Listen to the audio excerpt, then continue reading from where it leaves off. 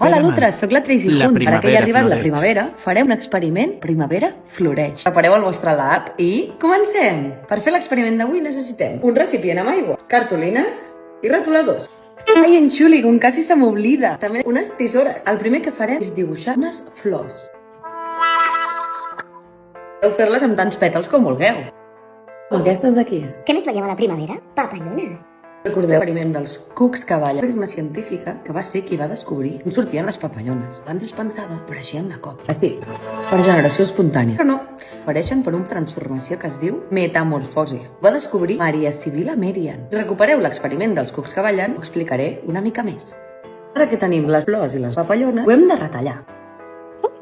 Que bona. Ara que tenim retallades, anem a fer l'experiment. Hem d'agafar les flors, els pètals, doblegar-los cap al centre. Ens quedi la flor ben tancada. I ho fem amb totes. També ho farem amb les papallones. I ara que ho tenim tot ben tancat, anem a fer que la primavera floreixi. Agafarem el nostre recipient d'aigua i col·locarem les flors i les papallones a sobre. Sabeu per què passa això? Passa pel mateix motiu als cucs que ballen. L'aigua és capaç de ficar-se dins de les fibres que té el paper, un fenomen que es diu capil·laritat. S'hi adhereix, s'hi enganxa. Quan l'aigua entra dins d'aquestes fibres, les infla. Inflar-les, aquestes comencen a posar-se més rectes. Per aquest motiu, els pètals de la flor s'obren quan els posem a l'aigua. Xus, Lutres!